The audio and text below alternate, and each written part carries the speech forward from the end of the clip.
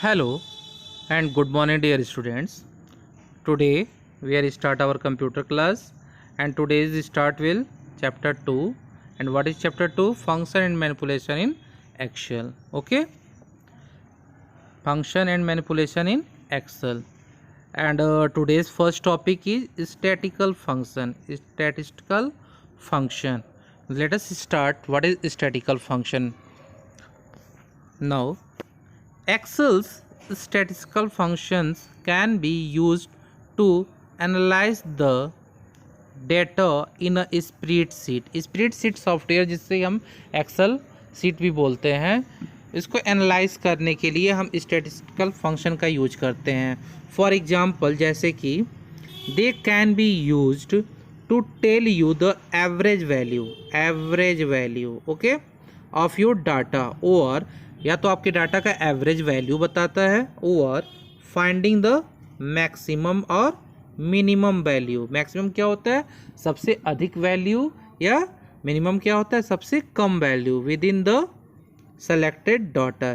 जो डाटा हम रेंज में लिए रहते हैं उसी रेंज को चेक करके क्या लाता है? ये एवरेज वैल्यू लाता है या फिर मैक्सिमम या minimum. Okay, let's we have to start. Next,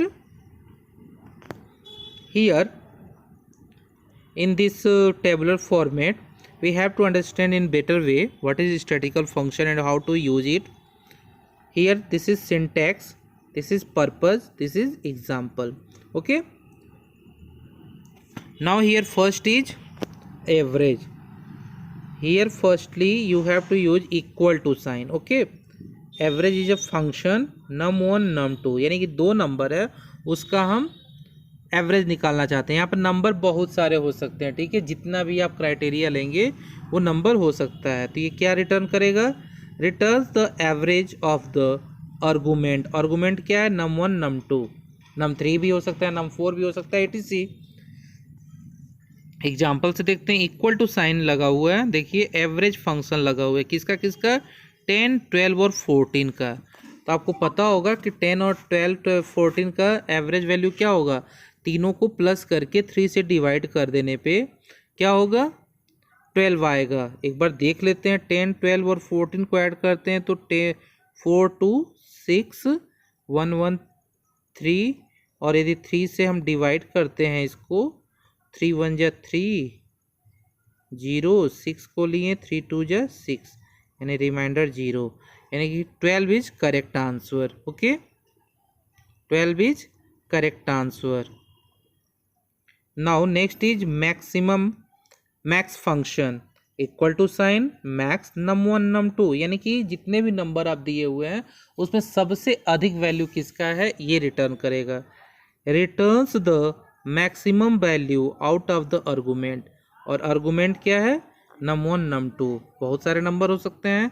example में देखिए, इक्वल टू मैक्स 10 12 9 7, 4 नंबर दिए हैं. सबसे बड़ी वैल्यू कौन सी है? 12.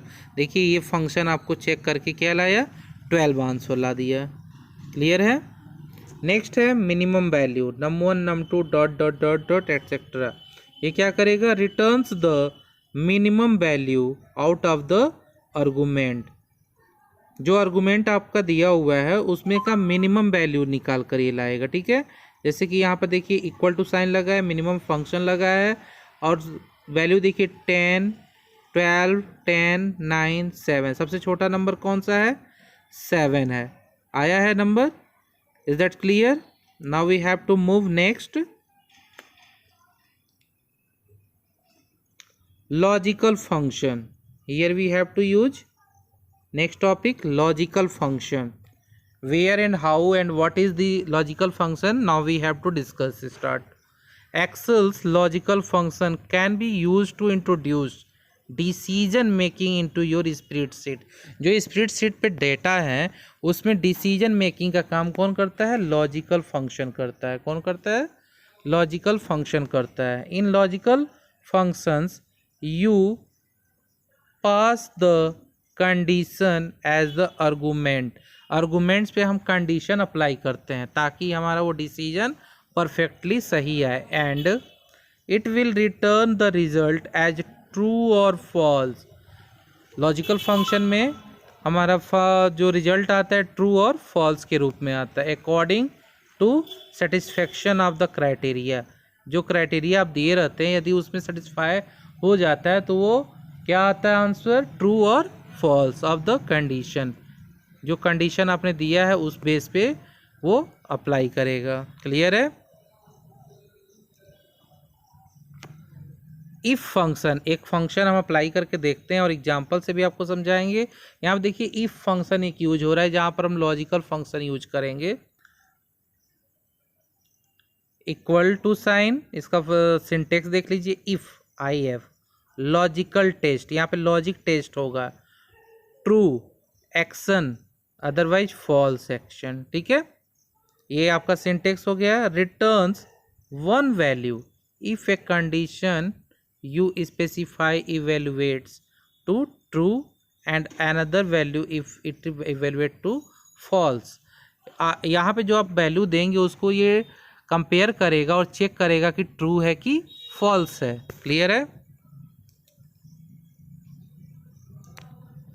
लॉजिकल टेक्स्ट, देखिए अब इसमें होता क्या क्या है देख लेते हैं। जो सिंटेक्स दिया हुआ है उसको one by one. Logical test में क्या देते हैं, logical test is any value or expression that can be evaluate to true or false. Logical test में क्या होता है, वैल्यू का एक्सप्रेशन चेक होता है जहाँ पर वैल्यू को ट्रू और फॉल्स इस वैल्यू पे हमें इवेलुएट करना है, वो लॉजिकल टेस्ट में आता है। नेक्स्ट है ट्रू एक्शन। अब ट्रू एक्शन कब फॉलो होगा उस वैल्यू पे, is the value that is returned if the logical test is true. True action कब फॉलो होगा, जब जो लॉजिकल टेस्ट आपका चेक हो जाएगा और ट्रू वैल्यू फाइंड आउट होगा तो हमें ट्रू एक्शन वहाँ पे फाइंड आउट मिलेगा। नेक्स्ट है फॉल्स एक्शन कब होगा, is the value that is return if the logical test is false. जो लॉजिकल टेस्ट में यदि फॉल्स आता है तो हमारा वैल्यू क्या आएगा, फॉल्स आएगा। क्लियर है। यहाँ पे देखते हैं एग्जाम्पल के हेल्प से। एग्जाम्पल देखते हैं। इफ जेम्स किसी का नाम है, सिक्योर्स मोर देन 70 मार्क्स। यदि जेम्स अपना स्कोर बनाता है 70 marks, he will get a video game. बच्चों को होता है ना, कितने नंबर पाओगे तो आपको साइकिल खरीदेंगे, मोबाइल कर देंगे। तो ठीक है कि एग्जाम्पल भी उस तरह का देखो लॉजिक के through. Video game, otherwise he will get a camera. यदि 70% से आप जेम्स मोर देन 70 मार्क्स, यदि 70 से अधिक पाते हो तो वीडियो गेम मिलेगा, otherwise he will get a camera. तो अब देखते हैं कि जेम्स कैमरा लेता है या फिर कैमरा पाता है या फिर वीडियो गेम। अब देखते हैं। Let us suppose he scores 75 marks. Suppose करते हैं कि जेम्स का जो स्कोर कहाँ गया, 75 पे गया। और अब हम लॉजिक लगा रहे हैं, इक्वल टू इफ बी। देखिए यहाँ पे बी है ना, बी ग्रेटर देन 70। यदि बी की वैल्यू ग्रेटर देन 70 है तो क्या होगा, बी की वैल्यू B1 होगा। यहाँ पे B1, ठीक है, B1 इज ग्रेटर देन 70 तो वीडियो गेम अदरवाइज कैमरा। यानी कि B1 को क्या चेक करना है यहाँ पे, ये यदि 70 से अधिक है तो उसको क्या दे दो, video game otherwise camera. As is clear James will get the video game. Very good. So I hope all students understand statistical functions and logical function, and you have to apply if you have a system that you can check this is the correct format and correct syntax also. If you have any types of doubt, you can ask to me with phone calling or WhatsApp. Thank you. Have a nice day.